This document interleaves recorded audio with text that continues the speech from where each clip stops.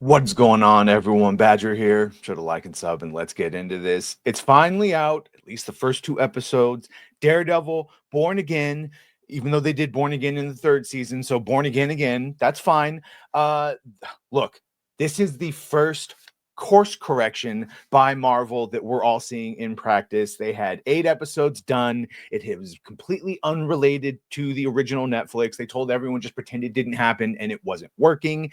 They fired the writer, director, all of them. Got a showrunner finally, Dario Scardapane, who was the showrunner for Punisher. He's also getting another Punisher one-off, but then they had a script Bible, and now they've got a second season coming and returning actors, blah, blah, blah. Was it good? The short answer is, well, it wasn't bad. It wasn't bad. Just the first 2 episodes are out. Charlie's great, Vincent's great, but boy, did they do some on the nose things where I just started laughing. I was like, you can't help yourself. So it's a 94 on the popcorn meter, 82% on the average tomato. Gary, friend of the channel, said Daredevil Born Again is off to a good start. The most earnest thing, and that's probably true, the most earnest thing Disney Marvel has done since Infinity War. Dimion over here saying, I found it okay, not amazing. Yeah, it's better than the other Disney Plus shows, but when they're all dog water quality, it's not hard to beat. Correct. Let's not forget how low the standards have gotten. So this couple episodes of Daredevil was probably as good as the worst episodes of the Netflix series. Take that for what you will. Here's Gary again. It is the best and most masculine thing Disney Marvel has produced in live action so far. Not perfect, dodgy CGI, and an Echo mention. Oh, indeed, there was an Echo mention. That being said, they do not deserve the benefit of the doubt. We will see how things play out. Correct. Correct. Here's heel versus babyface. As this is sort of more how I'm feeling, but he says, thought, and obviously spoilers abound. Thoughts on episodes 1 and 2 of Daredevil. The show killed off and removed the best supporting characters to surround Matt with boring, generic, flavorless entities. Yeah. Charlie Cox and Vincent D'Onofrio absolutely shine as if they have never missed a beat. They are both, without doubt, the standouts. Correct. And I think we all knew that. Charlie and Vincent are really the only reason to be watching the show whatsoever, at least in the first 2 episodes. Story is a slow build, i.e., I was kind of bored for a lot of it. Story is a slow build. And yeah, I noticed it immediately. It sadly positions Fisk as a Trump at one point, nearly even saying, make New York great again, as TDS is killing brain cells deadly. He's 100% a Trump analogy. I noticed it at several points throughout it. And he's also in marriage therapy, counsel coupling. It's great, couple therapy. The Netflix show can take all the credit for how this show is constructed tonally. Without doubt, the best Marvel show in Disney Plus, but that's not saying much with what it's up again. And then everyone is just go check out their shows for more.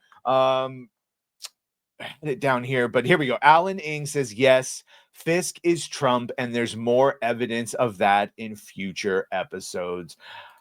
I mean, if you're still here for the spoilers, you get this image for the first 2 minutes as it all opens up with Foggy being shot and killed by Bullseye, played by the same actor, and then eventually having and that's the fight that we've all been seeing. It's the only fight you're going to see in these first 2 episodes, really. I mean, he has another fight, but he's not in the costume. So it's the only Daredevil costume fight you're going to see that they open with, complete with dodgy CGI. And honestly, I thought Matt was like, maybe because he was just getting into it, he's a little over the top in his acting emotionally, but maybe just we're all getting back into the swing of things. Yeah. Foggy immediately killed, which makes the announcement that him and Karen are coming back for the second season a little curious. Karen's still alive, obviously.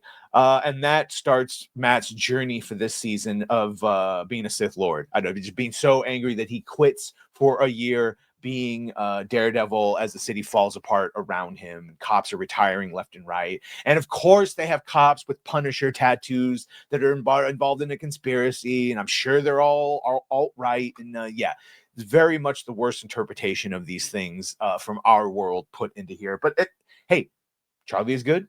Vincent's good.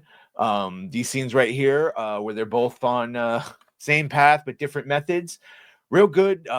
Nowhere close to some of the story elements that we heard previously, but if you wanted this, you're not going to get much. So maybe Honestly, probably not until the second season, because what we're understanding is that they brought them back to film these beginning episodes, but then most of the further episodes are just highly edited and doctored with some new footage put in. So you probably won't be getting much more of Deborah Ann Wall until that second season, which is already filming. But other than that, 94% on the tomato popcorn meter, 82% on the tomato, so more popular with fans than it is critics.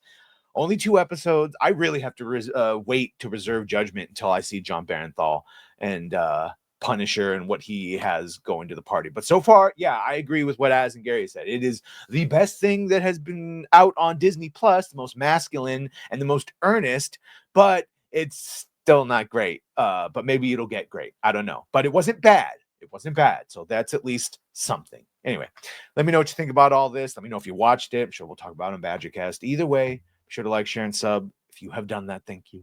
If you're going to do that, thank you. And Well, bye.